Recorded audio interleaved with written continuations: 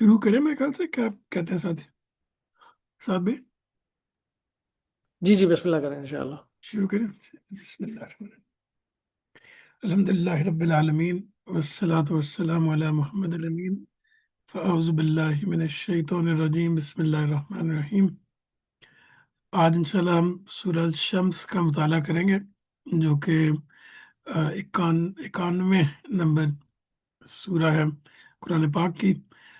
आप लोग जानते हैं कि हम लोगों ने मेरे ख्याल से सूरह अबस जो है, मेरे ख्याल से 79th या 80th सूरह है, वहां तक हमने पहले खत्म किया था। और उसके बाद फिर अब हम बैकवर्ड्स एक तरह से चल रहे हैं सूरह वन नास से। और हम कोशिश ये कर रहे हैं कि जोड़ों की शक्ल में सूरतों को मुकम्मल करें, यानी पहले जोड़े में जो पहली सूरह है उसको पहले, उसके बाद अगली, फिर उसके बाद बैकवर्ड्स हम चल रहे हैं। इस सिलसिले में हमने लास्ट टाइम सूरह वद्दुहा और सूरह अलम नशरा ख़त्म की थी। आप लोगों के जहन में होगा कि उसमें प्राइमरी मुखातिब जो थे वो रसूलुल्लाह सल्लल्लाहु अलैहि वसल्लम थे। उनको तसल्ली का मौजू था उन सूरतों में। और और वो रसूलुल्लाह सल्लल्लाहु अलैहि वसल्लम की दावत के मरहला जो इंजार आम है, जहाँ पे उन्होंने सब लोगों के सामने अपनी दावत रखी है, उस मरहले की सूरतें हैं ये सब। सूरज शम्स जो है सूरह लैल के साथ इसका जोड़ा है। इसमें खुद खिताब जो है कुरैश के सरदारों के साथ से है। और ये भी रसूल अल्लाह वसल्लम के मरहला दावत में, उम्मुल कुरा मक्का में आपकी दावत के मरहला इंजार आम में नाजिल हुई है सूरत। अब सूरज शम्स जो है इसका मौजू कानून जजा और सजा के हवाले से कुरैश के सरदारों को तुगयान और सरकशी के उस रवैये पर तंबीह है जो दावत हक के मुकाबले में वो इख्तियार किए हुए हैं। तो इस सूरह में हम देखेंगे कि पहले अल्लाह ताला कुछ कस्में उठाते हैं, उसके बाद फिर उस उन कस्मों को अल्लाह ताला कुरान आखिरत के हवाले से आखिरत से जोड़ते हैं, या क़यामत से उनके ऊपर दलील कायम करते हैं।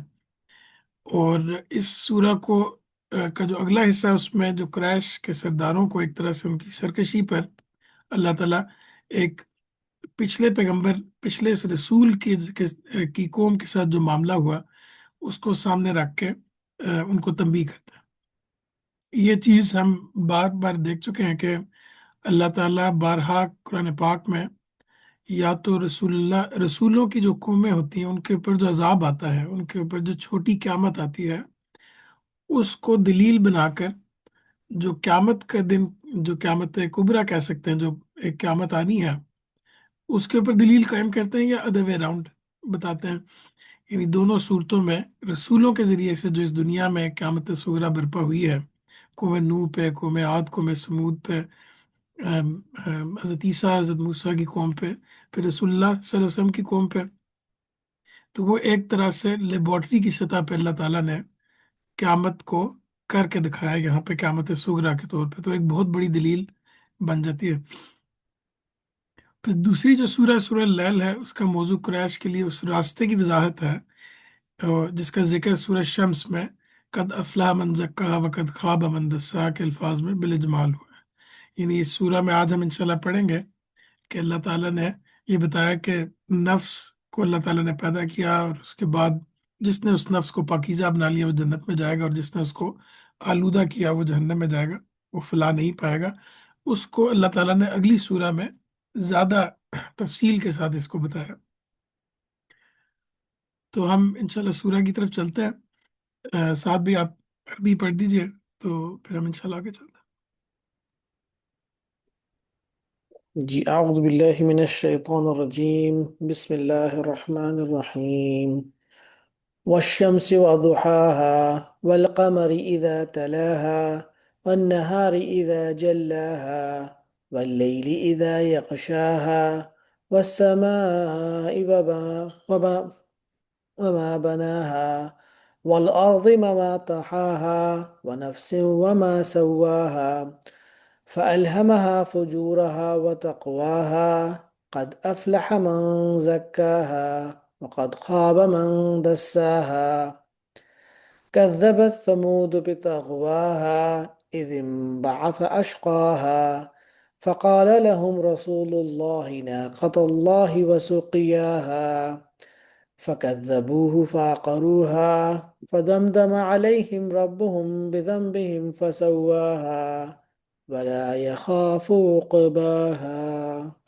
جزاک اللہ صاحب بھی۔ سورج گواہی دیتا ہے اور اس کا چڑھنا، اور چاند جب اس کے پیچھے آئے، اور دن جب اس کو روشن کرے، اور رات جب اس کو ڈھانپ لے، اور آسمان اور جیسا اسے بنایا، اور زمین اور جیسا اسے بچھایا، اور نفس اور جیسا اسے سنوارا، پھر اس کی بدی اور نیکی اسے سجھا دی، فلاح پا گیا وہ جس نے نفس کا تزکیہ کیا، اور نامراد ہوا وہ جس نے اسے آلودہ کر ڈالا۔ سمود نے اپنی سرکشی کے باعث اسے جٹلا دیا۔ جب ان کا سب سے بڑا بدبخت اٹھا تو اللہ کے رسول نے انہیں متنبع کیا کہ اللہ کی اس اونٹنی اور اس کے پینے کی باری سے خبردار رہو، مگر انہوں نے اسے جٹلایا اور اونٹنی کی کونچیں کاٹ دیں۔ ان کے اس گناہ کی پاداش میں ان کے پروردگار نے ان پر ایسی آفت توڑی کہ سب کو برابر کر دیا، اور اس سے کوئی اندیشہ نہ تھا کہ اس کے پیچھے کیا ہوگا۔ اس میں آج ہم انشاءاللہ جو اس کا پہلا حصہ ہے پورا کرنے کی کوشش کریں گے۔ میں چاہوں گا کہ میں یہ رات دن کہ ہم آیت با آیت اس پہ تدبر کریں۔ آ، شاید ایک دفعہ پہلے بھی ذکر ہوا تھا کہ عموماً جو ہمارے ہاں جو تفسیر کی روایت رہی ہے اس میں یہ طریقہ رہا ہے کہ ایک آیت لی، اس کا ترجمہ پھر اس کی تفسیر کی گئی۔ ہماری جو جو کنونشنل تفاسیر ہیں ان میں یہی طریقہ اپنایا گیا۔ البتہ کچھ جگہوں پہ ماضی میں کچھ مفسرین نے، جیسے اس میں زمخشری ہیں یا اور اس طرح کے جو مفسرین ہیں، انہوں نے یہ کوشش کی کہ صورتوں کو کٹھے یا کچھ نظم کے تحت تفسیر کی جائے، لیکن پھر بھی ان کے ہاں رجحان تقریباً زیادہ تر وہی رہا۔ ہمارے دور میں مولانا حمید الدین فرائی جو تقریباً 100 سوا 100 سال پہلے آئے، انہوں نے اس کے اوپر بہت بڑا کام کیا، اور اس میں انہوں نے کہا کہ اصل میں قرآن کی جو صورتیں ہیں وہ آپس میں جڑی ہوئی ہیں، اور ان کی آیتوں میں ایک ربط ہے، ان کی آیتوں میں ایک نظم ہے، ان کی صورتوں کے اندر ایک نظم ہے، اور جب پورے کے پورے کو ہم دیکھتے ہیں تو تبھی ایک صحیح بات واضح ہوتی ہے۔ تو اس میں میں انشاءاللہ ریسنٹلی آپ لوگ جانتے ہوں گے یاسر قاضی جو ہے امریکہ میں، انہوں نے اس پہ کوئی 15-20 منٹ کی ان کی ایک ویڈیو ہے جس میں انہوں نے مولانا فراہی اور پھر مولانا امین حسن اصلاحی کی جو آیت الکرسی کی تشریح ہے، تفسیر ہے، اس کو سامنے رکھ کے بتایا کہ کیسے یہ نظم واضح ہوتا ہے، اور ہم قرآن پاک کو اسی طرح سمجھ رہے ہیں۔ تو وہ بہت خوبصورت ہے۔ انشاءاللہ اگر میں شیئر کر سکا، اگر کوئی ساتھی انٹرسٹڈ ہوئے تو میں شیئر کروں گا ان کے ساتھ کہ اس کے اندر کس طرح اللہ تعالیٰ نے وہ نظم کتنا خوبصورت ہے۔ تو میں اس لیے چاہ رہا تھا کہ بجائے اس کے کہ ہم ایک ایک آیت کے اوپر تدبر کریں، تو اس تمام آیتوں کو دیکھ کے اس سے ہمیں کیا چیز سمجھ آتی ہے، اس کے بعد انشاءاللہ ہم ون بائی ون بھی ڈسکس کریں گے۔ تو میں چاہ رہا ہوں کہ ہم لوگ پھر پہلے اس پہ تدبر خود کر لیں، اس کے بعد پھر تفسیر کی طرف جاتے ہیں۔ یہ کلیکٹیولی آپ لوگ کیا سمجھتے ہیں، آپ کا کیا خیال ہے، آپ نے جو پڑھا ہے وہ شیئر کیجئے، پھر انشاءاللہ آگے ہم چلتے ہیں۔ یا اگر نہیں بھی پڑھا، ابھی پڑھ رہے ہیں تو پھر بھی جو بھی آپ کو سمجھ آتی ہے ان آیتوں سے۔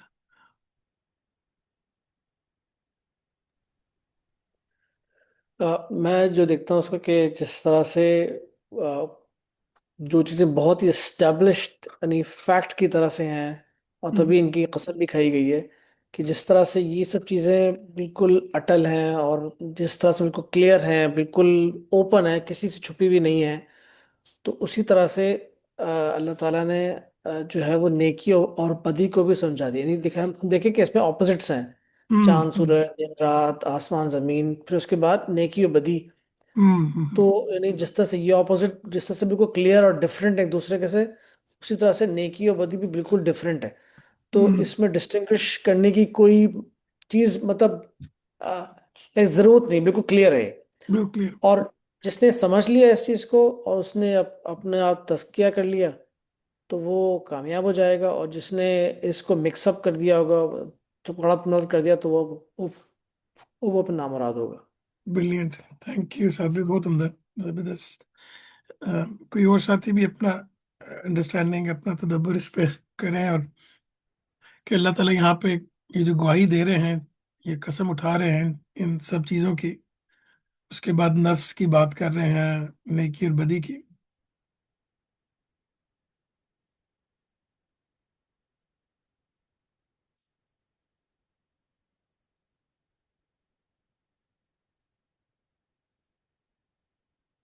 या कोई भी चीज़ इस वक्त आपके जहन में इन आयतों के लिहाज से आ रही है तो।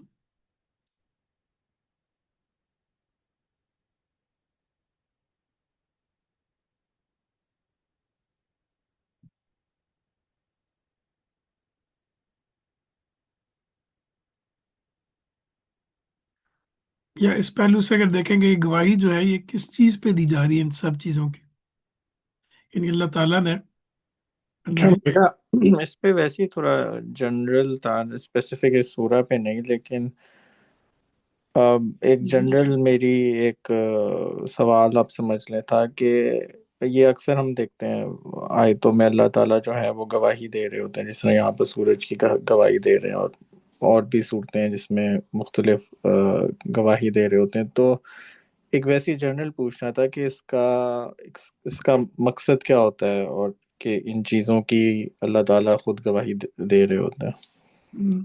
इसमें हमारे यहाँ तो जनरली ये समझा गया कि जिन चीज़ों की अल्लाह ताला गवाही देते हैं उनमें कोई तकद्दुस होता है, यानी जिन चीज़ों की अल्लाह ताला गवाही दे रहे हैं तो उनके अंदर कोई ख़ास बात है जिसकी वजह से अल्लाह ताला उनकी कसम खा रहे हैं।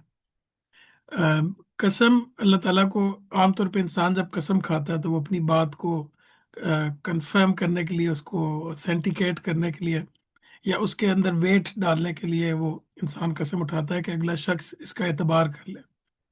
लेकिन अक़सामुल कुरान जो मौलाना फ़राही ने लिखी, और उसके बाद बाकी कुछ और उलमा भी जो हैं, वो भी इस चीज़ पे यकीन रखते हैं कि अल्लाह ताला असल में गवाही के तौर पे पेश करते हैं, और उसके बाद उस कसम का मुकस्मल बताते हैं कि असल में इसके इन सब चीज़ों के ऊपर अगर तुम गौर करो, मिसाल के तौर पे सूरज, चांद, दिन, रात, आसमान, ज़मीन, और नफ्स, उसके अंदर बदी और नेकी, जैसे साहब भाई ने भी एक्सप्लेन इसको किया बड़ा अच्छा।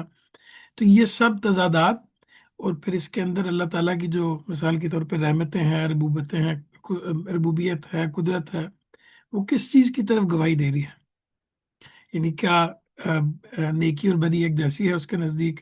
अगर वो एक जैसी नहीं है तो फिर उसका नतीजा क्या एक जैसा होगा? तो ये सब चीज़ें अल्लाह ताला पेश करके उसके बाद उसको या तो तौहीद के ऊपर, या आखिरत के ऊपर, या फिर ये कि जज़ा और सज़ा के ऊपर उनको दलील के तौर पे लेके आता है।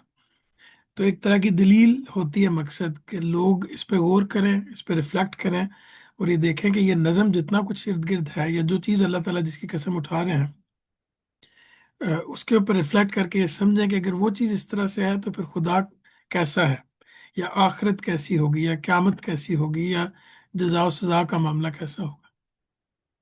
ये मेरी अंडरस्टैंडिंग हुई है अभी तक। नज़ाबत भाई, आप शायद कुछ कहना चाह रहे हैं। हाँ जी। मेरे ख्याल में सबसे पहले तो इसके ऊपर यानी अ, नफ्स का तज़किया, और फिर अगर नफ्स आलूदा हो उससे क्या मुराद है, तो यानी उसके अंदर ना कुछ ऐड ऑन करना चाहता हूँ। जैसे मुख्तलिफ हदीसों में है कि जी। नबी सल्लल्लाहु अलैहि वसल्लम ने फरमाया कि जब भी कोई बच्चा पैदा होता है हम्म। तो बेसिकली इस्लाम के ऊपर ही या उस कानून के ऊपर ही पैदा होता है। बिल्कुल बिल्कुल। तो बाद में हम उसे जो भी है किस चीज़ में ढाल देते हैं, हम्म। तो वो चीज़ है। बिल्कुल बिल्कुल, ये इंशाल्लाह। और जी जी। दूसरा ये था कि यानी अगर हम कहें कि हम अपने नफ्स का तज़किया के लिए, तो उसमें नबी सल्लल्लाहु अलैहि वसल्लम जो है वो खुद जो है वो मुस्लिम शरीफ के एक हदीस में है, जिसमें हम्म आप सल्लल्लाहु अलैहि वसल्लम ये दुआ मांगते थे कि या अल्लाह, मैं आजिज़ी, बेचारगी, सुस्ती, थकावट, बुढ़ापे, ना मुरादी से और बखीली और अज़ाब कब्र से तेरी पनाह चाहता हूँ। हम्म। और है अल्लाह, मेरे दिल को उस तकवा को वो तकवा अता फरमा और उसको पाक कर दे। तू हम्म ही उसे पाक करने वाला है, तू ही उसका वाली और मौला है। हम्म। तो यानी कि हमें अल्लाह पाक से ही दुआ मांगनी चाहिए कि हमें हमें ये तौफीक अता फरमाए कि हम अपने नफ्स का तज़किया कर सकें और हमें आलूदा होने से बचाएं। बताया, बिल्कुल बिल्कुल। जज़ाकल्लाह ये साहब, नज़ाब भाई, इंशाल्लाह زیر بحث آئے گا اس آیت میں بھی آگے جا کے، یہ دونوں روایتیں بھی۔ جی تو اس میں پھر آپ ون بائی ون چلتے ہیں آگے۔ یہ جو پہلا حصہ ہے کہ جہاں پہ اللہ تعالیٰ نے سورج کی گواہی دی ہے، چاند کی، اس کے پیچھے دن روشن، تو یہ اصل میں جیسے سعد بھائی نے بھی کہا کہ یہ آفاق کی بعض نمایاں نشانیوں کی طرف توجہ دلائی ہے۔ اس لحاظ سے اگر قرآن پاک کو آپ دیکھیں تو قرآن پاک ایک عام انسان جو کہ مطلب یعنی وہ ہے کہ سمجھے کہ let's say چرواہا ہے یا ریڑھی بان ہے، یا ایک شخص جو کہ بالکل چیزوں کو ڈیٹیل میں نہیں دیکھتا، لیکن اس کے سامنے ارد گرد یہ تمام نشانیاں موجود ہیں۔ قرآن ان کو بھی مخاطب کرتا ہے، ان کے لیے بھی تزکیے کا، ان کے لیے بھی یاد دہانی کا باعث بنتا ہے، کیونکہ یہ سب چیزیں تو ہر شخص اپنے ارد گرد دیکھتا ہے۔ اور قرآن کے اندر وہ چیزیں بھی ہیں جو کہ ذہین اذہان کو، جو کہ چیزوں کے اندر اتر کر چیزوں کی طرف غور کرتے ہیں، ان کو بھی ان کے لیے بھی تسلی کا باعث بنتا ہے۔ تو یہ تمام نشانیاں جو ہیں، آفاقی نشانیاں ہمارے ارد گرد موجود ہیں، جو باہم دیگر جوڑے جوڑے ہونے یا دوسرے الفاظ میں زوجین کی حیثیت رکھتی ہیں۔ دن رات، سورج چاند، آسمان و زمین، یہ اصل میں جوڑا ہے، اور آپس میں ایک طرح کا تعلق رکھتی ہے۔ اشیاء کے جوڑے جوڑے ہونے سے، یعنی جہاں پہ بھی اللہ تعالیٰ نے اشیاء، اور اگلی سورہ میں اللہ تعالیٰ باقاعدہ جوڑے کا ذکر کریں گے، چیزوں کو جوڑے میں پیدا کرنے کا، تو اللہ تعالیٰ نے جہاں جہاں اشیاء کا جوڑے جوڑے ہونے کا ذکر کیا ہے، تو وہاں سے قرآن نے توحید، معاد یعنی قیامت، جواب دہی جب دن آئے گا، اور جزا و سزا پر دلیلیں قائم کی ہیں۔ تو یعنی کس طرح مثال کے طور پہ جہاں پہ اللہ تعالیٰ یہ بتاتے ہیں کہ چیزیں جوڑے جوڑوں کی شکل میں ہیں، تو اللہ تعالیٰ وہاں پہ اصل میں یہ بتانا چاہتے ہیں کہ اس دنیا کا بھی ایک جوڑا ہے جو کہ آخرت ہے، اور اگر اس آخرت کے ساتھ ملائے بغیر اس کو سمجھو گے تو تمہیں دنیا سمجھ نہیں آئے گی۔ بالکل اسی طرح ہی اللہ تعالیٰ جہاں پہ جوڑوں کا ذکر کرتے ہیں جو کہ آپس میں ایک طرح کی ان کے درمیان سملیرٹیز ہوتی ہیں، لیکن ہوتی وہ دونوں ڈفرینٹ ہیں چیزیں، تو یعنی سملیرٹی بھی ہے، مل کے وہ ایک مقصد پورا کر رہی ہیں، لیکن آپس میں بہت الگ الگ نیچر بھی رکھتی ہیں۔ تو وہاں سے توحید پہ بھی اللہ تعالیٰ استدلال کرتے ہیں قرآن پاک میں، جو نوحیل نے بھی پہلے سوال کیا اس پہلو سے بھی، کہ توحید پہ اس طرح کی یہ تمام چیزیں الگ الگ ہیں لیکن ایک ہی مقصد پورا کر رہی ہیں، تو اس کا مطلب ہے کہ اس کے پیچھے ایک ہی خدا، ایک ہی ذہن ہے جو کہ اس کو، ان سب مختلف چیزوں کو ایک ہی گول اچیو کرنے پہ لگایا ہوا ہے، اور پھر جزا و سزا پر بھی دلیل قائم کرتے ہیں، ہم دیکھیں گے آگے جا کے۔ تو یہاں جس خاص پہلو کی طرف توجہ دلانا مقصود ہے وہ یہ کہ ہر چند، سورج اور چاند، دن اور رات میں سے ہر چیز کی شکل و صورت، یعنی یہ دیکھنے میں، ان کے ظہور کے طریقے، یعنی ایک دن میں نکل رہا ہے، ایک رات میں نکل رہا ہے، ان کے مزاج اور اس کائنات پہ ان کے اثرات میں بہت فرق ہے۔ یعنی کہ یہ دونوں چیزیں جتنی بھی ہیں، یہ سب کی سب اپنی ذات میں ایک جیسی ہیں، لیکن جو ہے وہ یعنی دونوں میں ایک فرق بھی ہے آپس میں۔ سوری میں آگے نکل گیا تھوڑا۔ تو یعنی ان کے اثرات میں بہت فرق ہے، جس کے سبب سے یہ دنیا ازداد کی ایک رزم کا معلوم ہوتی ہے، یعنی کہ ایسی جگہ معلوم ہوتی ہے جہاں پہ چیزیں آپس میں بہت کنفلکٹ میں ہیں، ڈفرینٹ ہیں، پانی ہے، آگ ہے، دن رات، چاند سورج، یہ سب چیزیں الگ الگ محسوس ہوتی ہیں آپس میں کنفلکٹ میں، لیکن مدبر کائنات نے ان ازداد کو اس طرح اس عالم کی مشین میں فٹ کیا ہے کہ مجال نہیں کہ کہیں ان میں کسی قسم کا تصادم واقع ہو، بلکہ یہ نہایت سازگاری کے ساتھ اپنے اپنے دائروں میں کائنات کی مجموعی مسلحت میں رات دن سرگرم ہے۔ یہ وہی بات کہ اصل میں ان سب کے پیچھے، تمام ازداد کے پیچھے، اگر ہم ایک خدا کو نہ مانیں تو پھر یہ ایک ایسی جگہ معلوم ہوتی ہے جہاں پہ سب چیزیں ضد میں موجود ہیں، آم، اور ایک خدا کو مانے تو وہ ایک خدا ہے جس نے اپنی حکمت، اپنی قدرت سے ان تمام چیزوں کو اکٹھے ایک جگہ پہ ایک ایک اچھی گول اچیو کرنے پہ لگایا ہوا ہے، اور ایسا نہیں ہے کہ یہ اپنے سرکل سے باہر نکل کے کچھ کرتی ہوں۔ نہ سورج چاند کے حدود میں مداخلت کرتا ہے، نہ چاند اپنے وقت سے پہلے ظہور میں آنے کے لیے زور لگاتا ہے، نہ دن کی عتاب کے وہ اپنے وقت سے پہلے برآمد ہو، اور نہ رات کی یہ مجال کہ وہ دن کو اس کی ڈیوٹی پوری کرنے سے پہلے ہی برخاست کر دے۔ جیسے سورہ یاسین میں ہے نا کہ نہ سورج کے لیے روا کہ وہ چاند کو جالے، اور نہ رات ہی دن سے سبقت کرنے والی بن سکتی ہے۔ تو یعنی یہ چیز ایک اس خاص پہلو سے یہاں پہ اللہ تعالیٰ نے ये चीज बताई है। इसमें एक और चीज ये भी कि जहाँ पे ये बात है कि वसमा समा वमा बनाहा, तो इसमें कुछ उलमा ने इसकी ये तफसीर भी की है कि और आसमान की और उस जात की कसम जिसने उसे कायम किया। यानी यहाँ पे तर्जुमा ये है, और बहुत से उलमा ने, मुफ्ती मोहम्मद शफी ने, अमीन हसन ईसाई साहब ने, गामदी साहब ने इसका ये तर्जुमा किया है कि, और पुराने मुफसरीन में भी सॉरी करतबी ने और बाकी लोगों ने यही तर्जुमा किया है कि और आसमान और जैसा उसे बनाया, क्योंकि ये पिछले नज़म से मुताबिकत रखती है बात। क्योंकि पीछे अल्लाह ताला ने अपनी निशानियों, अपनी आयत का अपनी तख्लीक की गवाही दे के बता रहे हैं। तो यहाँ पे फिर वो नज़म टूटता है कि आसमान और जैसा उसे बनाया। तो ये बात ठीक लगती है, बजाय इसके कि आसमान और जिसने उसे बनाया, उसकी कसम। तो अलबत्ता दूसरा तर्जुमा भी मैंने आपके सामने रख दिया कि और आसमान की और उस जात की कसम जिसने उसे बनाया। तो ये इसमें एक बड़ी बहस है कि यहाँ पे जो माँ लफ्ज़ है, वसमाई वमा बना है, तो इसमें माँ किस तरफ इशारा कर रहा है। तो ये मैंने जो है चाह के आप लोगों के सामने मैं रख दूंगा। इन अजदाद की ये, यानी अजदाद यानी जो चीज़ें अपोजिट हैं, कि ये बाहमी साजगारी ही है जिस पर इस कायनात के बका का इन्हिसार है। अगर इस साजगारी और फर्माबरदारी के बजाय इनके अंदर तुगयान और सरकशी पैदा हो जाए, तो ये आलम चश्मे ज़दन में दरहम बरहम हो जाए। इस वजह से खालिक कायनात ने उनको इनके हदूद का पाबंद कर रखा है, और ये अपने वजूद से ज़मीन पर बसने वालों को ये दर्श देते हैं कि वो भी खुदा के मुकर्रर किए हुए हदूद की पाबंदी करें। तो वो आगे जो अल्लाह ताला अब नफ्स के बारे में बताएंगे, तो ये अजदाद जो हैं, ऑल्दो के ये आपस में अजदाद हैं, यानी आपस में डिफरेंट है, कन्फ्लिक्टिंग है, बज़ाहिर बिल्कुल डिफरेंट नेचर रखते हैं एक दूसरे से, लेकिन फिर भी खुदा के मुकर्रर किए हुए हदूद की पाबंदी कर रहे हैं। और अगर वो ये खिलाफ वर्जी करेंगे तो जमीन पर फसाद बर्पा करेंगे। और बिल्कुल इंसान भी अगर खुदा के मुकर्रर किए हुए हदूद की पाबंदी नहीं करेगा, तो वो भी फसाद बर्पा करेगा। और अल्लाह ताला को ये मंजूर नहीं है कि उसके उसके मुल्क में या उसकी यानी उसकी बादशाहत में कोई फसाद बर्पा करे।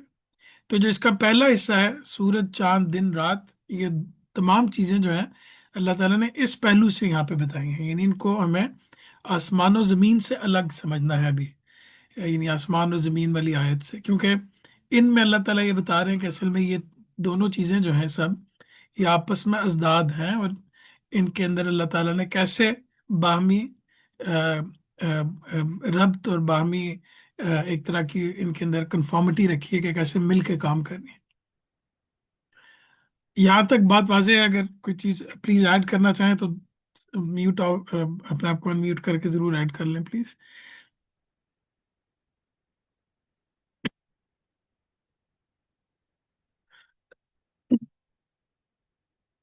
तो इसके बाद जो अगली दो आयतें हैं उसको, जी साहब भी प्लीज़ कंटिन्यू, सॉरी। ये जो नफ्स का जिक्र अभी आएगा इसके बाद ना, ये आ अभी गया। आएगा, हाँ इसके बाद, हाँ इसके बाद आएगा। अच्छा, इसके बाद जो आयत है उसमें आसमान और जैसा उसे बनाया और जमीन और जैसा उसे बिछाया, इसको कैसे फर्क देखते हैं इसमें इसमें और आप पिछली आयतों में, अ, किस पहलू से एक फर्क है इसमें?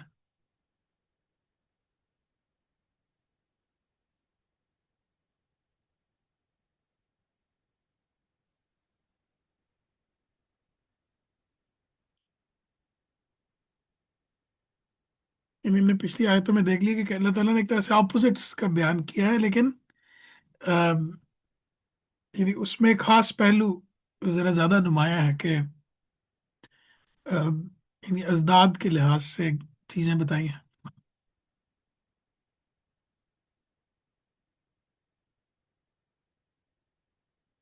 तो यहाँ पे आसमानों और जमीन की साख्त में इंसान के लिए क्या सबक है, कि ये आसमान और जमीन की साख्त उनकी अजमत और उनकी फैज बख्शी की तरफ तवज्जो दिलाई है। यानी यहाँ पे कि अल्लाह ताला ने आसमान और जैसा उसे बनाया, आसमान ये बाकी सूरतों में भी, सूरह रहमान में भी है कि इसमें कोई खलल नहीं है आसमान में, और आसमान किस तरह हमारी हिफाजत कर रहा है, किस तरह वो इस दुनिया में जिंदगी को मुमकिन बना रहा है, वगैरह वगैरह।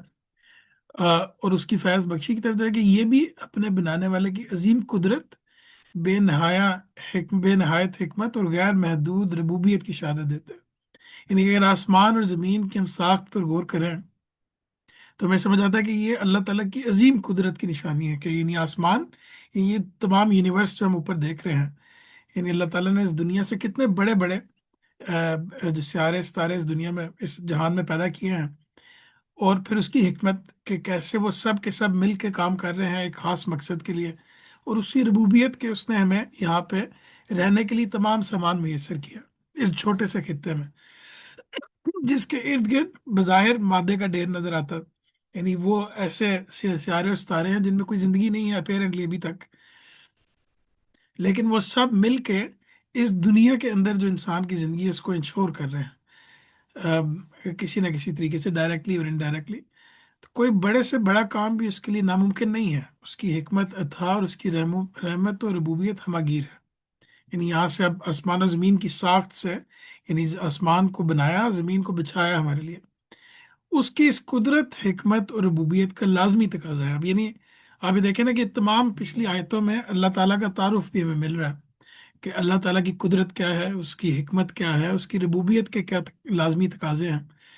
یہ سب کی سب چیزیں یہاں پہ اللہ تعالیٰ کا تعارف بھی ایک طرح سے ہمیں پیش کر رہی ہیں کہ وہ لوگوں کو اس میں شتر بے مہار بنا کے نہ چھوڑے۔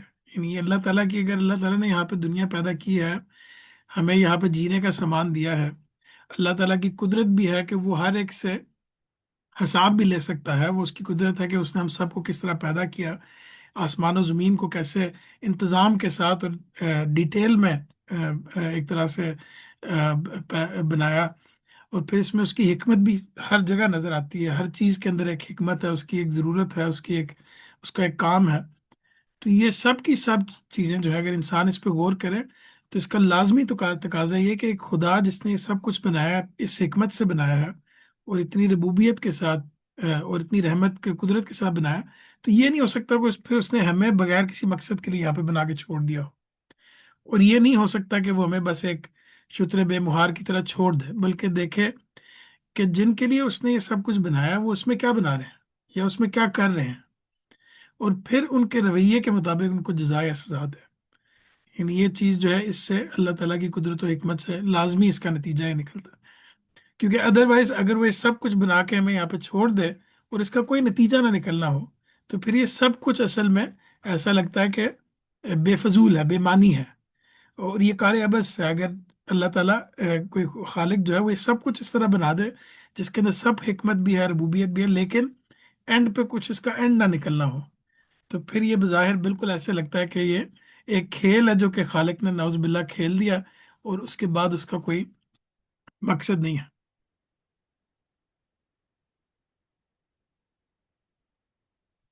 اب اس کے بعد یہاں پہ یہ والی آیت ہے جو کہ کافی میرے خیال سے امپورٹنٹ آیت ہے، اور اس لحاظ سے اس کو سمجھنا بھی امپورٹنٹ ہے کہ وَنَفْسٍ وَمَا سَوَّاهَا، اس سے یہ اور اگلا حصہ جو نفس اور جیسا اسے سنوارا۔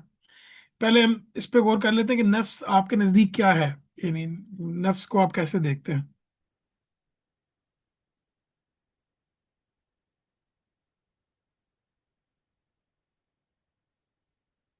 اسے ہماری نفس تو خواہشات کا مجموعہ ہوئے نا، جو ہماری جو نفس ہے، جی اللہ تعالیٰ نے ہماری نفس بنائی ہے نا، تو وہ تو سمجھیے کہ خواہشات کا مجموعہ ہے، چاہے وہ اچھی ہو چاہے بری ہو، اور یہی نفس جو ہے وہ ہمیں گناہ کی طرف بھی لے جاتی ہے اور نیکی کی طرف بھی لے نیکی جاتی ہے، بھی لے مطلب جاتی ہاں صحیح، ہمیں اپنی نفس کا جو ہمارا کنٹرول ہے وہ ہمارا امتحان ہے، جو وہ میں ہمارے انتظار۔ سمجھتی ہوں، نفس کو جو میں سمجھتی ہوں۔ صحیح، جزاک اللہ آنٹی، جزاک اللہ۔ کوئی اور ساتھی بھی اگر کچھ اپنی رائے دینا چاہیں کہ نظام بھی؟ اس پہ نا مجھے وہ علامہ اقبال صاحب کا ایک شعر یاد آ گیا، اس میں کہتے تھے کہ جس کو سمجھتے تھے ہم جس میں خاکی غبار تھا کوئی آرزو کا، تو یعنی ایک یہ دوبارہ بتائیے گا نظام بھی، مجھے سمجھ نہیں آیا، سوری۔ کچھ اس طرح سے تھا کہ جس کو سمجھتے تھے ہم جس میں خاکی ہوں غبار تھا کوہ آرزو کا، تو ہوں مثلا آرزوؤں کا مجموعہ جو ہے وہ اس ہاں، لحاظ صحیح صحیح صحیح، جزاک اللہ، یعنی سملر بات جو کہ جیسے آنٹی نے بھی کی ہے उस लिहाज से। कोई और साथी भी इसमें ऐड, बाबर भाई हैं, माज भाई हैं, प्लीज, साथ भाई, माज भाई। जी मेरा ख्याल है इसमें जो अगर अगर वैसे जो इंसान ने अपनी अकल इस्तेमाल की है कायनात के मुताले पे, तो हम्म, दो चीज़ें तो सामने आती हैं ना, शऊर मादा और जो शऊर है। जी जी। तो अब ये सवाल कि मादा तो चलो हमारे सामने मौजूद है, शऊर एक अलग किस्म है जिसको इंसान समझने की कोशिश कर रहा है, और हम्म जिसका जो एक बड़ा शानदार ज़हूर इंसान की शऊर की हैसियत से हुआ है, जिसमें इरादा है और अकल है। हम्म तो हम्म यानी कि अगर आप, मैं जो समझा हूँ वो ये कि ये सूरा में जो मैटर को ऑर्गेनाइज किया गया है कायनात में, हम्म चांद की सूरज में, चांद की सूरत में, सूरज की सूरत में, और मादा ही है ना, मादे का ढेर है जिसको कोई कुव्वत ऑर्गेनाइज कर रही है, बिल्कुल और बिल्कुल। फिर वही वही चीज आके ऑर्गेनाइज हुई है नफ्स की सूरत में हम्म इंसान के अंदर।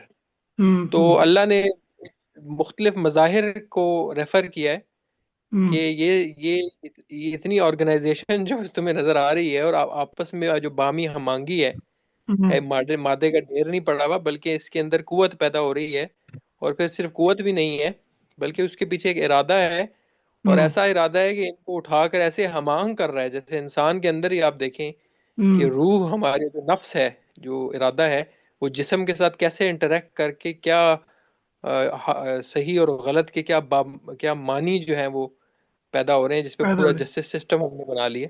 हम्म तो हम्म हम्म, मेरा ख्याल है इसमें नफ्स यही है कि जो शऊर का जो है ना वो मुजाहिरा हुआ है इस कायनात में, अपने जो अतमाम को आप कह लें पहुंचा है पहुंचा इंसान की बिल्कुल। सूरत।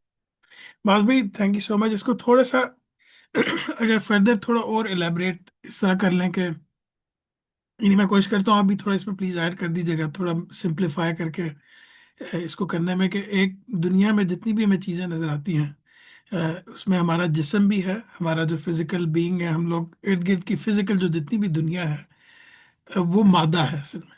यानी वो इसी दुनिया के रॉ मटेरियल से बनी हुई चीज़ें हैं। ये वो मटेरियल है जो कि हमारे इर्द गिर्द मौजूद है, कायनात में भी इसमें जितनी भी चीज़ें मौजूद हैं वो असल में मादा है। तो एक ये है, और एक है दूसरी चीज़ शऊर जो कि हमारे अंदर मौजूद है। वो एक तरह से हमारा नफ्स भी है। उसको अगर सिंप्लीफाई करना हो तो शायद हम ये भी कह सकते हैं कि वो हमारी जो पर्सनैलिटी है अपने अंदर, जिसके अंदर हमारा इरादा भी है, इख्तियार भी है, हमारी अक्ल भी है, हमारी एनालिसिस की सलाहियत है, हम खुशी महसूस करते हैं, मोहब्बत महसूस करते हैं, ये सब की सब चीज़ें, एक हमारे अंदर भी एक दुनिया है जिसको हम महसूस करते हैं अपने अंदर। तो क्या ये जिस तरह आपने ये सब चीज़ कही, और ये आपने बड़ा अच्छा इसको लिंक किया कि अल्लाह ताला ने पहले मादे के अंदर से तमाम चीज़ों को की गवाही दी है, और अब यहाँ पे अल्लाह ताला जो दूसरी चीज़ है जो कि शऊर है हमारा, ये हमारे अंदर का जो की जो दुनिया है उसकी गवाही अब देने लगे हैं। तो ये कहना ठीक है सब जो बात मैंने कही है। जी जी बिल्कुल, बिल्कुल सही है। और इसमें इसमें जो, यानी हम ये नफ्स को सिंप्लीफाई करके ये भी कह सकते हैं कि पर्सनालिटी, जो हमारी इंटरनल पर्सनालिटी है, वो असल में एक तरह से कि हम इजी लफ्जों में कह सकते हैं कि वो नफ्स है।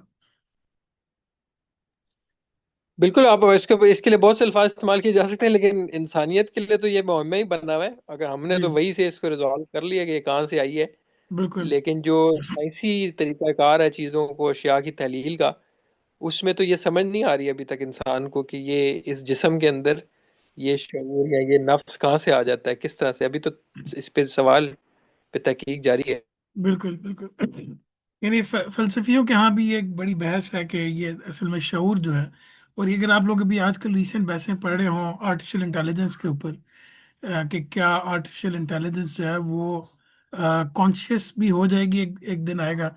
तो उसमें प्राइमरी जो इस वक्त जो बहस है वो यही है कि जो आर्टिफिशियल इंटेलिजेंस है, उसके कॉन्शियस होने के लिए पहले हमें अपनी कॉन्शियसनेस, यानी हमें अपना शऊर, अपने शऊर को समझना पड़ेगा पहले। वो हम अभी तक समझ नहीं सके अपने शऊर को, कि कहाँ से आता है, किस तरह हमारे अंदर ये सब चीज़ें पैदा हो जाती हैं।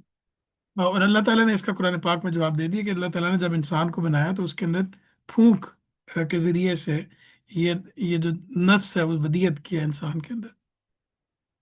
कोई और साथी भी अगर नफ्स पे कुछ राय देना चाहें कि नफ्स क्या है, और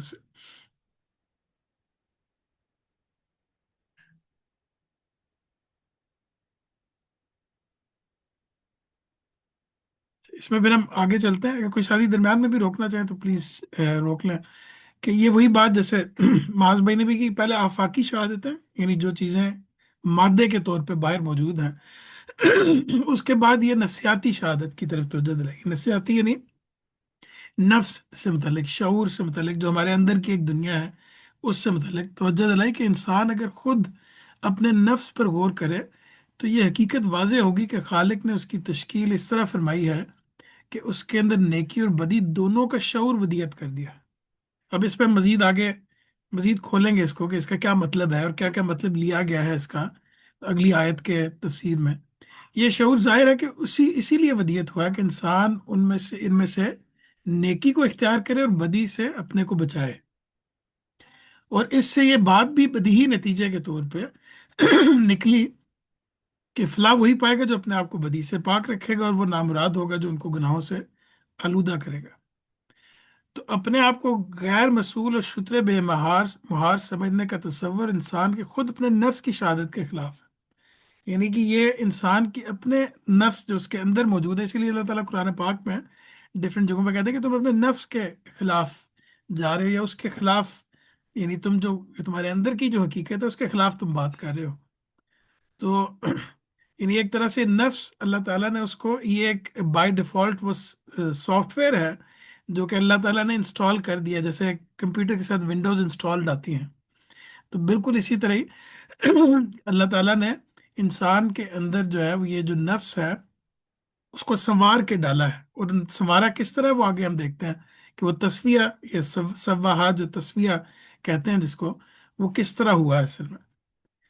تو اس سے بھی اس کی حیرت انگیز ساخت اور اس کی حکیمانہ تشکیل کی طرف توجہ دلائی کہ یعنی اللہ تعالیٰ نے یعنی اس کے بعد جیسا کہ اسے سنوارا کے الفاظ اسی پر دلالت کرتے ہیں، اور اس لیے آئے ہیں کہ یہاں استدلال میں نفس انسانی کی تخلیق کا تکمیلی مرحلہ بھی پیش نظر ہے، جب وہ قدرت کے ایک شاہکار کی حیثیت سے اس کا اہل ہوا کہ خیر و شر کے الہام سے بہرہ مند کیا جائے۔ یعنی اس پہلو سے اس کو دیکھیں کہ اللہ تعالیٰ نے جب نفس کو سنوارا ہے، بنایا ہے، تصویہ کیا، جیسے ایک اور جگہ پہ اللہ تعالیٰ نے قرآن پاک میں کہا نا کہ انسانی جسم کو جب اللہ تعالیٰ نے بنایا تو اس کے بعد اس کا تصویہ کیا ہے، یعنی اس کو نک سک سے سنوارا ہے۔ آپ یہ کہہ سکتے ہیں کہ ایک طرح سے ایوولوشنری پیریڈ میں اس کو نک سک سے صاف اس کو سنوارا ہے، اس کو یعنی اس کے نقش کو ٹھیک کیا ہے اوور آل۔ بالکل اسی طرح نفس کو بھی جب اللہ تعالیٰ نے تکمیل کی ہے، اس کو بنایا ہے، انسان کے اندر جب اس کی تکمیل کی ہے تو اس کو بھی سنوارا ہے، اور اس کو سنوارا اس طرح کہ اس کے اندر خیر و شر کا شعور جو الہام کر دیا۔ تو اس کو ہم یہ کہہ سکتے ہیں کہ مولانا مودودی نے لکھا ہے کہ اس کو قوت عقل و فکر، یعنی اللہ تعالیٰ نے سنوارا کس طرح ہے، اس کو قوت عقل و فکر، قوت استدلال و استنباط، یعنی وہ دلیل دیتا ہے، وہ انالائز کرتا ہے، قوت خیال، آئیڈیشن کرتا ہے، امیجنیشن کرتا ہے، حافظے کی قوت، قوت تمیز، قوت فیصلہ، قوت ارادی، اور دوسری ایسی ذہنی قوتیں عطا کی جن کی بدولت وہ دنیا میں اس کام کے قابل ہوا جو انسان کے کرنے کا ہے۔ یعنی یہ سب صلاحیتیں اللہ تعالیٰ نے نفس کو دی ہیں، اس لحاظ سے اسے پیدائشی گناہ گار اور جبلی بدماش بنا کر نہیں، یعنی جیسا کہ عیسائی لوگ مانتے ہیں کہ حضرت آدم کے گناہ کی وجہ سے تمام انسان جو ہے اصل میں پیدائشی گناہ گار پیدا ہوتے ہیں، تو یہ اللہ تعالیٰ نے وہاں پہ بھی واضح کر دیا تھا کہ ایسا نہیں ہے، اور یہاں پہ بھی اللہ تعالیٰ واضح کر رہے ہیں کہ نفس کو اللہ تعالیٰ نے ایسا بنایا، وہ آگے جا کے ہم دیکھتے ہیں کہ ایسا نہیں کہ وہ پیدائشی گناہ گار ہے، بلکہ راست اور سیدھی فطرت پہ پیدا کیا، یعنی سنوارا ہے، اس کا مطلب ہے کہ سیدھی فطرت پہ پیدا کیا۔ یہاں پہ وہ جو نذابت بھائی نے حدیث بتائی ہے وہ بھی، کہ کوئی بچہ ایسا نہیں ہے جو فطرت کے سوا کسی اور چیز پہ پیدا ہوتا ہو، پھر اس کے ماں باپ اسے یہودی یا نصرانی یا مجوسی بنا دیتے ہیں۔ یہ ایسا ہی ہے جیسے جانور کے پیٹ سے پورے کا پورا صحیح و سالم بچہ پیدا ہوتا ہے، کیا تم ان میں سے کسی کا کان کٹا ہوا پاتے ہو؟ یعنی یہ حدیث ہے بخاری مسلم میں، کیونکہ مشرقین جو ہیں وہ اس کا کان کاٹ دیتے تھے اپنی جاہلیت کی سپرسٹیشنز کی وجہ سے، تو یہ بتایا کہ یہ تو انسان کرتا ہے اصل میں بعد میں، یعنی اس کے مثال دے کے رسول اللہ صلی اللہ علیہ وسلم نے اس کو ایکسپلین کیا ہے۔ تو یعنی اس فطرت کے اندر اللہ تعالیٰ نے کوئی ایسی خلقی طور پہ بنانے میں کوئی ایسی کجی نہیں رکھی کہ انسان اگر سیدھا رستہ اختیار کرنا چاہے تو وہ نہ کر سکے، یہ ممکن نہیں ہے، یعنی ایک پہلو تو اس کا یہ ہے۔ تو نفس کو ہم سمجھ سکتے ہیں کہ نفس ایک طرح کا یعنی ہمارا شعور، ہمارا جو انر پرسنالٹی ہے، جس کی ہم تربیت کرتے ہیں، جو ہی ہم شعور کی عمر میں پہنچتے ہیں، بچپن میں ہمارے والدین ہمیں بتاتے ہیں، وہ جو ہمارا اخلاقی وجود ہے اپنے اندر کا، اس کو ہم کہہ سکتے ہیں کہ وہ نفس ہے ایک طرح سے۔ پھر اس کے بعد یہ بتایا کہ فَأَلْهَمَهَا فُجُورَهَا وَتَقْوَاهَا، کہ یعنی پھر اس کی بدی اور نیکی اسے سجا دی، یا اس پہ بدی اور نیکی الہام کر دی۔ تو یہ تسویہ کا نتیجہ ہے، یعنی یہ جس طرح اللہ تعالیٰ نے سنوارا ہے تو تکمیل کے مرحلے میں جب اللہ تعالیٰ نے نفس کو اس کی تکمیلی مرحلہ آیا ہے، تو اللہ تعالیٰ نے اس کو سنوارا کس طرح کہ اس کو اس کی نیکی اور بدی جو ہے وہ اس کو سجا دی ہے، کہ اللہ تعالیٰ نے جس طرح انسان کو دیکھنے کے لیے آنکھیں اور سننے کے لیے کان دیے ہیں، اب بالکل اسی طرح نیکی اور بدی کو الگ الگ پہچاننے کے لیے ایک خاصہ اخلاقی بھی دیا ہے۔ تو یعنی انسان جب پیدا ہوتا ہے تو دیکھنے کے لیے اس کے پاس آنکھیں ہوتی ہیں، جو مادہ ہے ہمارے پاس، جو باڈی ہے، اس کے پاس کچھ کیپیبلٹیز ہیں۔ بالکل اسی طرح ہی ہمارا جو نفس ہے، ہمارے اندر جو شخصیت ہے، اس کے اندر بائی ڈیفالٹ اللہ تعالیٰ نے کچھ صلاحیت دے کے اس کو بھیجا ہے۔ قرآن پاک سے پتہ ہی لگتا ہے کہ ایک تو وہ صلاحیت یہ ہے کہ وہ یہ جانتا ہے کہ اس کا ایک خالق ہے۔ وہ جو عہد الست کا واقعہ ہے، اس سے یہ چیز محسوس ہوتی ہے کہ اللہ تعالیٰ نے انسان کی پیدائش سے پہلے ہی اس کو اپنی پہچان دے دی تھی کہ ایک خالق ہے تمہارا۔ بالکل اسی طرح ہی بائی ڈیفالٹ انسان کے اندر یہ چیز موجود ہے کہ وہ نیکی اور بدی کو الگ الگ پہچانتا ہے۔ یہ اس کو ہم کہہ سکتے ہیں کہ ایک خاصہ اخلاقی ہے۔ یہ نور یزدانی بھی اس کو علماء نے کہا ہے، یعنی ایک طرح سے انسان کے اندر بائی ڈیفالٹ وہ محض ایک حیوانی اور عقلی وجود ہی نہیں، اس کے ساتھ ایک اخلاقی وجود بھی ہے۔ تو اس کے معنی ہے کہ خیر و شر کا امتیاز اور خیر کے خیر اور شر کے شر ہونے کا احساس انسان کی تخلیق کے ساتھ ہی اس کے دل و دماغ میں الہام کر دیا گیا ہے۔ تو یہاں پہ دو طرح کے مطلب لیے گئے ہیں اس آیت کے، کہ اس کی بدی اور نیکی اسے سجا دی۔ اگر ساتھیوں میں سے کسی کو کوئی اور معنی بھی اس کا پتہ ہے یا کوئی شیئر کرنا چاہیں تو کائنڈلی شیئر کریں کہ اس کا اور کیا معنی ہو سکتا ہے۔ ایک تو یہ ہے کہ بائی ڈیفالٹ انسان یہ جانتا ہے کہ برائی بری چیز ہے اور نیکی اچھی چیز ہے، یعنی ایک تو اس کے یہ معنی ہے کہ یہ دونوں چیزیں انسان جانتا ہے بائی ڈیفالٹ، یعنی وہ یہ جانتا ہے بائی ڈیفالٹ فطرتاً کہ سچ ایک اچھی چیز ہے اور جھوٹ ایک بری چیز ہے، دیانت داری ایک اچھی چیز ہے، بد دیانتی ایک بری چیز ہے، سو اینڈ سو فورتھ۔ اس کا کچھ اور مطلب بھی کیا ہو سکتا ہے یہاں پہ؟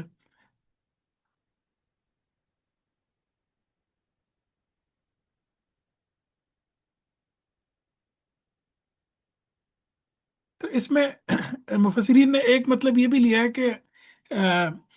کہ خالق نے اس کے اندر نیکی اور بدی دونوں کے رجحانات اور میلانات رکھ دیے ہیں، یعنی دونوں طرف اس کے رجحان اور میلانات ہیں۔ انسان کو برائی کے اندر بھی چیزیں اٹریکٹ کرتی ہیں، نیکی بھی اس کو اٹریکٹ کرتی ہے۔ یہ بھی ایک مطلب اس کا لیا گیا ہے۔ اور دوسرا مطلب یہی ہے کہ ہر انسان کے لاشعور میں اللہ تعالیٰ نے یہ تصورات ودیت کر دی کہ اخلاق میں کوئی چیز بھلائی ہے اور کوئی چیز برائی۔ اچھے اخلاق و اعمال اور برے اخلاق و اعمال یکساں نہیں ہے۔ مثال کے طور پہ اگر بدکاری ہے تو ایک کبھی چیز ہے، ایک بری چیز ہے، اور تقوی جو ہے وہ ایک اچھی چیز ہے، برائیوں سے بچنا۔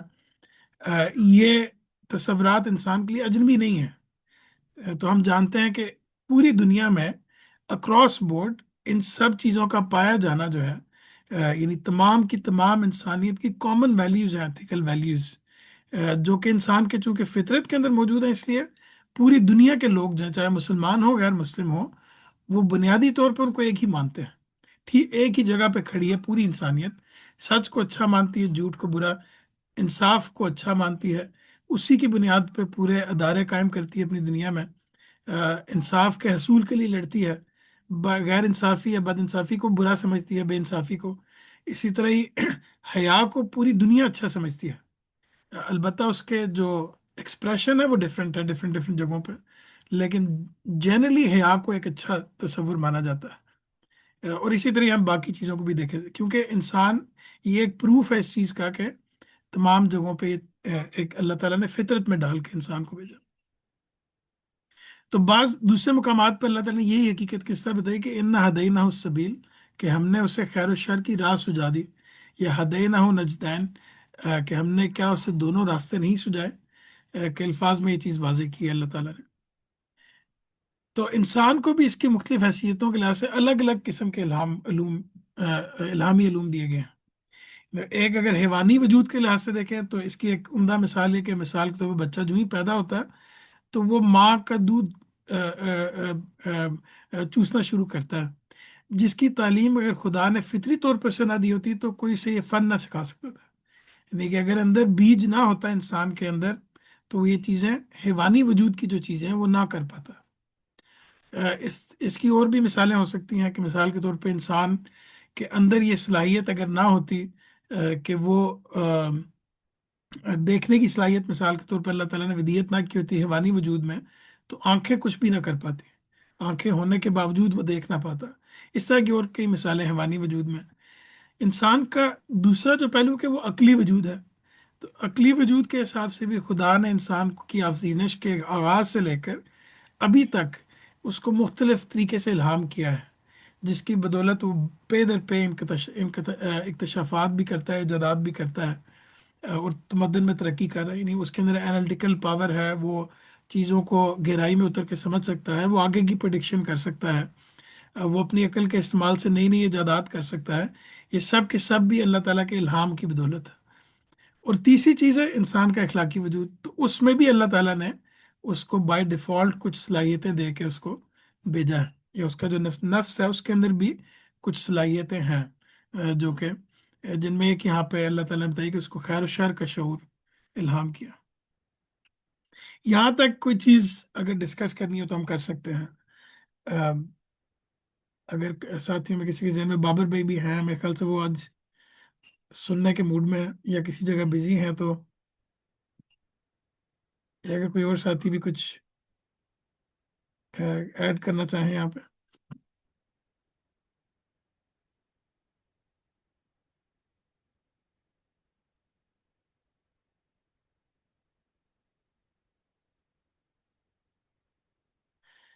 اچھا، اس میں ہم پھر آگے چلتے ہیں 10 منٹ میں کوشش کرتے ہیں کہ اگلا حصہ بھی کہ فَأَلْهَمَهَا فُجُورَهَا وَتَقْوَاهَا، یہی جو چیز ہم ابھی پڑھ رہے تھے، تو یہ جو امتیاز و احساس ہے ایک عالمگیر حقیقت ہے کہ انسان، جیسے میں نے پہلے بتایا کہ چنانچہ برے سے برا آدمی بھی گناہ کرتا ہے تو پہلے مرحلے میں اسے چھپانے کی کوشش کرتا ہے۔ آدم علیہ السلام کے بیٹے قابیل نے اپنے بھائی حابیل کو قتل کرنے کے بعد جو چھپانے کی کوشش کی ہے، تو وہ بھی اصل میں اسی چیز کا مظہر ہے کہ وہاں سے اللہ تعالیٰ نے بتا دیا کہ یہ چیز انسان کے اندر ودیت ہے۔ نو پرابلم بھائی، کوئی مسئلہ نہیں ہے۔ اگر تو یہی معاملہ نیکی کا ہے کہ انسان کو اس سے محبت ہے، انسان نیکی سے محبت کرتا ہے، اس کے لیے اپنے اندر عزت و احترام کے جذبات پاتا ہے۔ یعنی برے سے برا بندہ بھی نیکی کو یا نیک شخص کا احترام کرتا ہے اس وجہ سے، اور اپنے لیے جب بھی کوئی معاشرت پیدا کرتا ہے، یعنی کوئی سوسائٹی بناتا ہے، وہ غیر مسلم سوسائٹی ہو مسلم ہو، تو اس میں مثال کے طور پہ حق و انصاف کے لیے لازماً کوئی نظام قائم کرتا ہے۔ عدالتوں کا نظام ہے، پولیس کا نظام ہے، جو ریاست کا نظام ہے، وہ حق و انصاف کے لیے ہے بنیادی طور پہ۔ تو یہ اس امتیاز خیر و شر کے لیے فطری ہونے کا صریح ثبوت ہے کہ یہ انسان کی فطرت کے اندر ہے۔ اس کے برخلاف بہت سارے لوگ یہ سمجھتے ہیں کہ اصل میں یہ سب کچھ انسان نے ایک دوسرے کے ساتھ انٹریکٹ کر کے سیکھا ہے، یعنی ایوولوشن کی بیس پہ سیکھا ہے۔ قرآن اس کے مقابلے میں یہ کہہ رہا ہے کہ اصل میں یہ چیز انسان کے اندر ودیت کر کے میں نے بھیجی ہے اللہ تعالیٰ نے۔ تو یہ فرق سمجھ لینا چاہیے، کیونکہ آج کل جو ایتھیزم کا غلغلہ ہے تو اس میں یہ چیز عام طور پہ کہی جاتی ہے کہ اصل میں یہ جو انسان سچ کی بات کرتا ہے، انصاف کی، یہ انسان نے ایک دوسرے کے ساتھ رہ کے سیکھا ہے ایوولوشن میں کہ یہ چیز ہمارے بقا کے لیے ضروری ہے۔ تو یہ ثبوت ہے کہ یہ ہر زمانے میں، ہر تہذیب میں، ہر تمدن میں یہ چیز پائی جاتی ہے۔ یہ اس کا بھی ثبوت ہے کہ خالق حکیم و دانا نے اسے انسان کی فطرت میں ودیت کیا ہے، کیونکہ جن اجزاء سے انسان مرکب ہے اور جن قوانین کے تحت دنیا کا مادی نظام چل رہا ہے، یعنی کہ جن اجزاء سے ہم فزیکل ہماری جو انسان جو ہے وہ بنا ہوا ہے، یا جن قوانین یعنی نیچرل جو لاز ہیں، لاز آف نیچر ہیں، ان کے تحت جو دنیا کا جو مادی نظام چل رہا ہے، ان کے اندر کہیں اخلاق کے ماخذ کی نشاندہی نہیں کی جا سکتی۔ यानी कि कहीं पे उसका सोर्स नहीं आप बता सकते कि ये इखलाक कहाँ से आ गया है इंसान के उसके अंदर। तो और आखिरी चीज ये कि इसमें शुबा नहीं कि बुराई के हक में भी इंसान बाज औकात बहाने तराश लेता है, लेकिन इसको अगर जांचना हो तो उसका एक हल ये है कि लेकिन जिस वक्त तराशता है उसी वक्त जानता है कि ये बहाने वो अपनी फितरत के खिलाफ तराश रहा है, इसलिए कि वही बुराई अगर कोई दूसरा उसके साथ कर बैठे तो बगैर किसी तरद्दुद के वो उसे बुराई ठहराता है और उसके खिलाफ सरापा एहतजाज बनता है। यानी अगर कोई चोर है तो वो कभी ये नहीं कहेगा कि जी मैं अपना सामान बाहर ऐसे रख लो, चोरी कर लो, मुझे कोई फिक्र नहीं है। या अगर कोई झूठा है तो उसके साथ झूठ बोला जाए तो उसको बुरा लगता है। इसी तरह ही बददयानत है तो उसके साथ बददयानती हो तो बुरा लगता है। तो ये भी इस चीज का एविडेंस है कि बेशक इंसान बुराई में पड़ जाता है, लेकिन फिर भी जब उसके साथ होती है तो वो जानता है कि ये चीज बुरी है। ये उसकी फितरत की गवाही है असल में।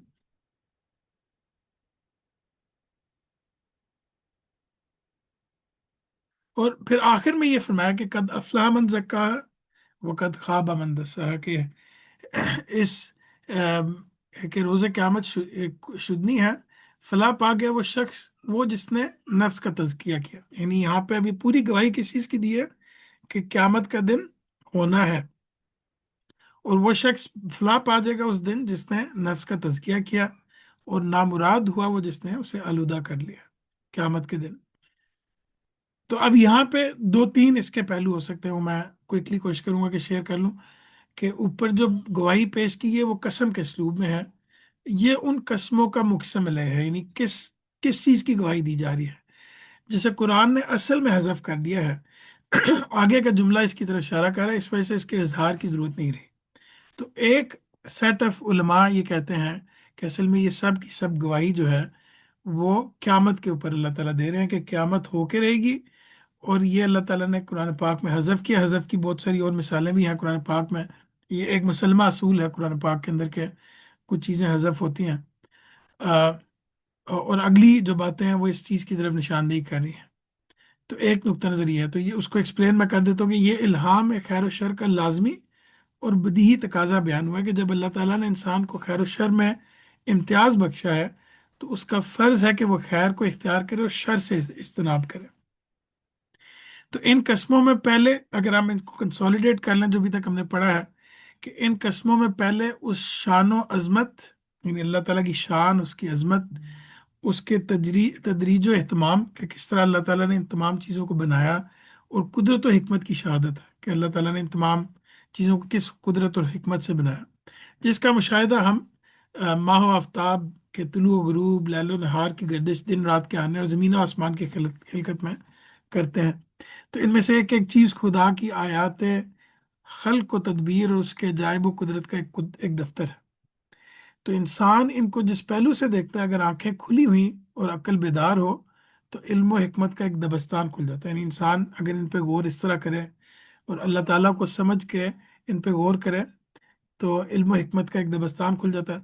इनकी एक एक हरकत गवाही देती है कि इनके बनाने वाले की कुदरत अजीम है, उसकी हिकमत बेपाया है, उसकी रबूबियत बेनहायत और आलमगीर है, और उसके लिए कोई बड़े से बड़ा काम भी नामुमकिन नहीं है।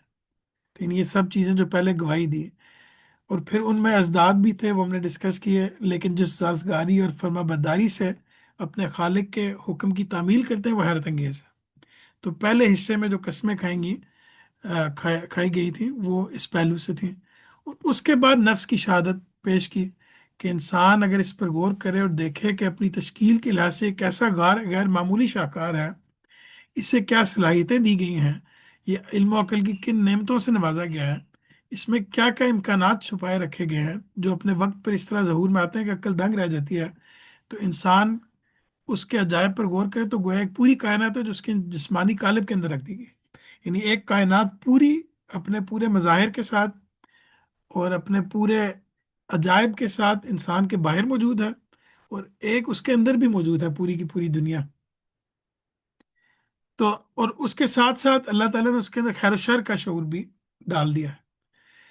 तो ये इसी शऊर का नतीजा है कि उसके ज़मीर में एक निगरान हर वक्त उसकी बुराइयों पर उसे मुतनब्बे करता है, जिसे नफ्स लवामा कहा है कुरान पाक ने। तो ये एक छोटी अदालत है जो इंसान के अंदर कायम है और हर मौके पर अपना बेलाग फैसला सुनाती है। तो इंसान इस फैसले को माने या ना माने, वो फिक्र ख्याल और इल्म और अमल की हर लफ्जिश के बाद اسے سنتا ضرور ہے، یعنی وہ بولتی ضرور ہے انسان. یہ الگ بات ہے کہ اگر اس کو نہ سنے بار بار تو ایک وقت آتا ہے کہ وہ بالکل اندھا بہرا بن جاتا ہے. تو یعنی انسان کے اندر جو اللہ تعالیٰ نے یہ خیر و شر کا شعور اور پھر ساتھ میں ایک عدالت بھی رکھ دی، نفس لوامہ. اگر انسان اس کو نہ سنے، اور میں پہلے بھی مثال دے چکا کئی دفعہ کہ انسان اگر اپنے مائنڈ میں ان دونوں ورکرز کو دیکھے، یعنی خیر کا ورکر اور شر کا ورکر جو ہے، اس میں سے جس کو بھی وہ آواز دے گا بار بار، وہ آہستہ آہستہ وہ اب انسان کے شعور کا سپروائزر بن جائے گا، اور پھر وہ اس کو کنٹرول سنبھال لے گا. تو اس طریقے سے دیکھنا چاہیے کہ انسان اگر اپنے شعور کے اندر خیر کے ورکر کو بار بار بلائے گا تو وہ آہستہ آہستہ وہی سپروائزر بن جائے گا آپ کے دماغ کا. تو انہی سب کے بعد اللہ تعالیٰ نے نفس اور بادے کے تمام مظاہر کو بیان کرنے کے بعد اللہ تعالیٰ نے بتایا کہ کوئی دنیا کوئی حادثہ، اتفاقی حادثہ ہے، کھیل تماشا نہیں ہے. اور نہ ہی یہاں پہ اللہ تعالیٰ نے کھلا انسان کو چھوڑ دیا کہ اللہ تعالیٰ اس کو کوئی جزا و سزا نہیں دیں گے یا اس سے کوئی سوال نہیں کریں گے، بلکہ لازماً مسئول ٹھہرائیں گے. اور دنیا کا کارخانہ بھی ایک با مقصد و باغایت کارخانہ ہے. یہ ایک دن لازماً ظہور میں آئے گی، یعنی قیامت. اور قیامت اس لحاظ سے شدنی ہے، ہو کے رہے گی. تو یہ تو ایک اس پہلو سے یعنی یہاں پہ اللہ تعالیٰ نے بتائی ہے. اس کا ایک اور پہلو بھی ہے جو کہ یعنی ایک اور پہلو سے بھی اس کو سمجھا یعنی ایکسپلین کیا گیا، وہ بھی میں آگے رکھ دوں گا. تو پھر اس کے بعد بتایا کہ اصل میں یہ جو قیامت آئے گی اس کا نتیجہ کیا ہوگا. اس میں یہ ہوگا کہ جس نے نفس کو پاکیزہ کیا، نفس کا تزکیہ کیا، وہ کامیاب ہو جائے گا، اور جس نے نفس کا تزکیہ نہیں کیا وہ ناکام ہو جائے گا. اور تمام انبیاء کی جتنی بھی دعوت ہے، دین پورے کا پورا جو ہے، وہ اگر دیکھیں تو اصل میں یہی بتانے کے لیے آیا ہے کہ تزکیہ اصل میں کرنا ہے. تو اگر اس پہ اگر کوئی ساتھی کچھ ایکسپلین کرنا چاہے، میں کافی دیر سے بول رہا ہوں کہ دین کا مقصد کس طرح سے تزکیہ بنتا ہے، یعنی وہ کس طرح تمام احکامات اصل میں انسان کے تزکیے کے لیے آئے ہیں. پھر ہم انشاءاللہ یہ آخری سلائیڈ ہے، اس پہ ہم پھر ختم کر لیں گے.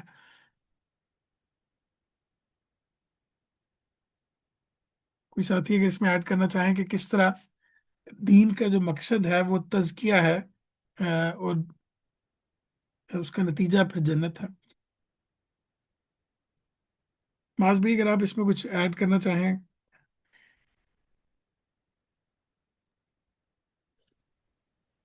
میرا خیال ہے اس میں تو جس طرح سورہ ملک میں بیان کیا کہ الذی خلق الموت والحیات لیبلوکم ایکم احسن عملا، اور اسی طرح جو ونفس وما سواہا، تو یہ ہے کہ یہ انسان کو واضح ہے کہ میری زندگی کا ایک اچھا استعمال ہے اور ایک برا استعمال ہے.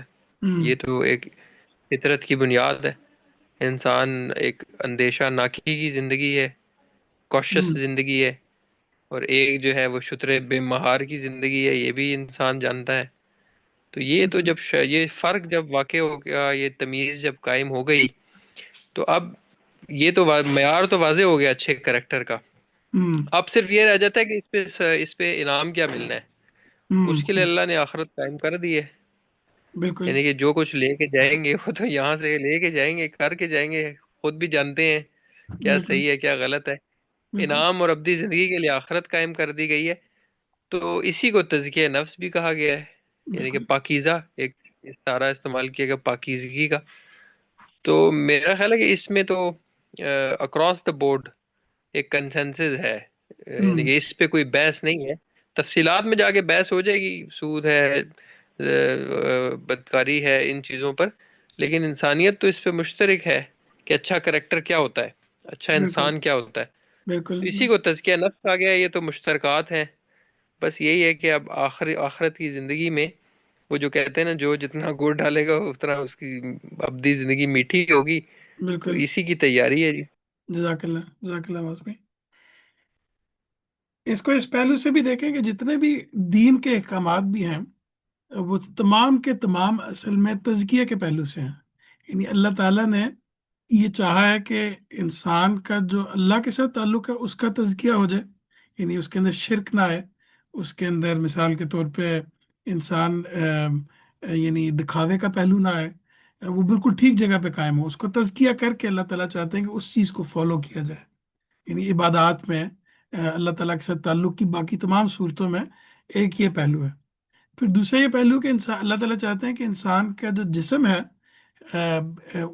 اس کا بھی تزکیہ ہو، یعنی وہ بھی انسان کو اللہ تعالیٰ نے ایسے احکامات دیے ہیں قرآن میں، سنت میں، کہ جیسے مثال کے طور پہ ناخن کاٹنا، مثال کے طور پہ آ، آ، غیر ضروری بالوں کو کاٹنا، یا اس طرح کی اور جو جسم سے متعلق چیزیں ہیں، ختنے کو لے لیں، یا اس طرح کی باقی جتنی بھی چیزیں ہیں، وہ تزکیہ، جسم کا تزکیہ ہے، جسمان انسان کا۔ پھر کھانے پینے کی چیزوں میں اللہ تعالیٰ نے یہ احکامات دیے ہیں کہ کھانے میں کون سی چیزیں کھانی ہیں، کون سی نہیں کھانی، وہ بھی تزکیے کے پہلو سے ہیں۔ یعنی جہاں پہ انسان غلطی کھا سکتا تھا وہاں پہ اللہ تعالیٰ نے احکامات دیے ہیں، اور انسان کی اجتماعی زندگی کے متعلق بھی وہ احکامات دیے ہیں جو کہ اس کو تزکیے کا باعث بنیں گے۔ سود سے متعلق ہم دیکھیں، یا اس کے معاملات سے متعلق، انسان کے اخلاق سے متعلق یہ چیزیں بتائی ہیں جو کہ اس کے اخلاق میں تزکیہ، پاکیزگی پیدا کریں گے۔ تمام کے تمام دین کے جتنے بھی احکامات ہیں، تو اگر آپ غور کریں تو وہ اسی کے ارد گرد ہیں، اس کے علاوہ اور کوئی آپ حکم نہیں تلاش کر سکیں گے جو کہ اس کے علاوہ ہو۔ تو انبیاء کی ہدایت میں غایت و مقصود کی حیثیت اسی کو حاصل ہے، یعنی یہی اصل میں مقصد ہے۔ تو یہ بھی سمجھ لیں کہ تزکیے کا معنی کیا ہے، ہم انشاءاللہ نیکسٹ 5 منٹس میں ختم کر دیں گے، تھوڑا سیشن لمبا ہو گیا۔ کہ ایک اس کا معنی ہوتا ہے کہ کسی چیز کو آلائشوں سے پاک کرنا، یعنی ان کو آ، آ، جو غیر ضروری چیزیں اس کے ساتھ، جو ناپاک چیزیں ہیں، آلائشیں، ان سے پاک کرنا، اور نشو و نما بھی دینا ساتھ۔ چنانچہ جو لوگ اپنے نفس کو فجور سے پاک کر لیں گے، یعنی برائیوں سے پاک کر لیں گے، اور اس کو ابھار کر معرفت الہی کو اس درجے تک پہنچا دیں گے جسے قرآن نے نفس مطمئنہ سے تعبیر کیا ہے، ان کے لیے ان کے پروردگار کی طرف سے فلاح کی ضمانت ہے۔ یعنی کہ انسان اپنے نفس کو برائیوں سے پاک کرے، اور اس کی نشو و نما ایسے کرے کہ وہ نیکی کے راستے پہ آگے بڑھتا جائے، وہ اللہ کے ساتھ، اللہ کے تعلق کے ساتھ، اللہ تعالیٰ کی معرفت کے لحاظ سے اس کو نشو و نما دے۔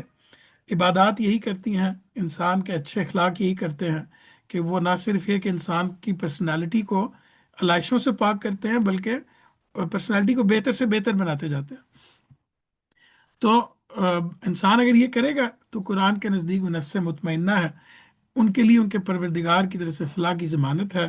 تو دین اصلاً اسی مقصود کو پانے اور اسی غایت تک پہنچنے میں انسان کی رہنمائی کے لیے نازل کیا گیا ہے۔ دین کا مقصد ہرگز یہ نہیں ہے، اس نقطہ نظر کے مطابق آپ اگر دوسرے نقطہ نظر پڑھیں گے تو اس میں یہ دوسرا جو چیز میں کہنے لگا ہوں وہ مقصد ہے کہ وہ لوگوں کے لیے داروغہ بن کر ان پر خدائی فوجداروں کی حکومت قائم کر دینے کے لیے نازل نہیں ہوا۔ یعنی کہ دین کا بنیادی مقصد یہ کہ انسان اپنے نفس کا تزکیہ کرے، اور وہ اجتماعی زندگی سے متعلق ہو، وہ جہاد میں ہو، وہ قتال میں ہو، وہ فیملی کی لائف ہو، کسی بھی طرح کی چیزیں ہوں، اجتماعی یا انفرادی، ان کا تزکیہ کرے۔ کچھ علماء نے، خاص طور پہ میں کنٹمپریری علماء نے مقصد دین کا یہ بتایا کہ اصل میں دنیا میں اللہ کی حکومت قائم کرنا۔ تو یہ دونوں نقطہ نظر موجود ہیں، اس کے مطابق دین کا مقصد ہے۔ تو آگے بھی تقریباً سملر چیز ہے جو بیان ہوئی ہے۔ تو یعنی یہ چیز ذہن میں رکھنی چاہیے کہ انبیاء علیہ السلام نفوس انسانی کا جو تزکیہ کرتے ہیں، ان میں یہ دونوں چیزیں ہوتی ہیں کہ وہ پاک و صاف بھی کرنے کے احکامات دیتے ہیں کہ کس طرح انسان اپنے نفس کو پاک کر سکتا ہے علائشوں سے، اور وہ بھی احکامات ہوتے ہیں جن سے وہ نشو و نما بھی دے سکتا ہے اپنی پرسنالٹی کو، اپنے نفس کو۔ تو یہ دونوں باتیں ہوتی ہیں جو لوگوں کے دلوں اور ان کے اعمال و اخلاق کو نشو و نما دے کر ان میں مفاسد اور مخالف و مزاحم چیزوں کے بالمقابل استقلال کے ساتھ سینہ سپر رہنے اور استقامت دکھانے کی قوت بھی پیدا کر دیتے ہیں۔ یعنی جب انسان کی پرسنالٹی سٹرونگ ہوتی جاتی ہے، آہستہ آہستہ اس کا نفس سٹرونگ ہوتا جاتا ہے، تو پھر وہ مقابلہ کرنے کی صلاحیت رکھتا ہے۔ تو یہی وجہ ہے کہ تعلیم کتاب کے مقابلے میں نفوس کا تزکیہ کہیں زیادہ دیدہ ریزی، مشقت اور صبر و ریاض کا طالب ہے۔ چنانچہ قرآن مجید میں اس کا ذکر تمام دین و شریعت کے غایت و مقصد کی حیثیت سے۔ تو یہاں پہ ہم یہ ختم کرتے ہیں۔ بہت امپورٹنٹ، آئی تھنک یہ اوور آل دین کے لحاظ سے امپورٹنٹ آیتیں ہیں، اور اس پہلو سے ہم نے کافی ڈیٹیل میں اس کو دیکھ لیا ہے۔ معذرت کہ میں کافی زیادہ بولتا رہا، میں چاہ رہا تھا کہ آپ لوگ بھی آپ لوگوں نے شاید پہلے کنٹریبیوٹ کیا، اس وجہ سے آپ لوگ خاموش تھے، لیکن اب یہاں پہ ہم ختم کرتے ہیں، اور اگر کوئی ساتھی ایڈ کرنا چاہیں تو کائنڈلی ساتھ بھی۔ جی جی، جزاک اللہ خیر، ماشاء اللہ بہت اچھے سے ایکسپلین کیا آپ نے بھی، اور چیزیں کلیئر ہو گئی بالکل۔ جزاک اللہ۔ اور اچھا بولتے ہیں ماشاء اللہ، آپ ہی بولتے رہتے نہیں نہیں، میں تو حیران ہوتا ہوں کیسے آپ سن لیتے ہیں، مجھے کئی دفعہ نہیں، ہوتا ہے کہ لحاظ آپ کر لیتے ہیں ہم لوگ۔ جزاک اچھا، اللہ میں جی، اجازت بہت لوں زیادہ گا، پوائنٹ میں ہے، اجازت لوں گا، ہاں ٹھیک ہے، میں اجازت لوں گا، ٹھیک ہے؟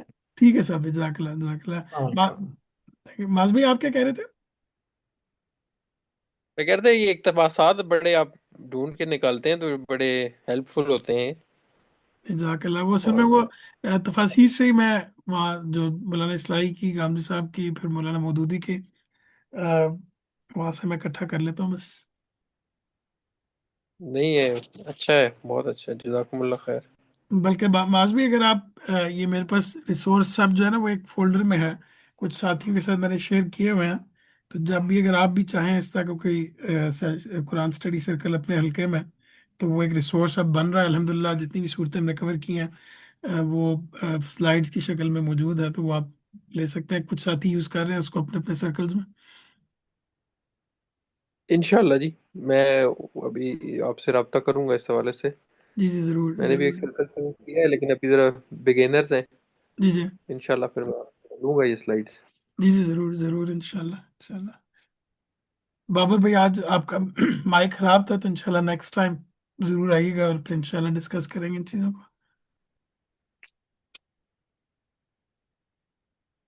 تو انشاءاللہ پھر نیکسٹ ٹائم ملاقات ہوگی، معاذ بھائی اپنا خیال رکھیے گا، بابر بھائی آپ بھی، پھر امان اللہ، انشاءاللہ گپ شپ ہوگی دوبارہ نیکسٹ ٹائم۔ جزاک اللہ خیر۔ السلام علیکم۔ وعلیکم السلام ورحمۃ اللہ۔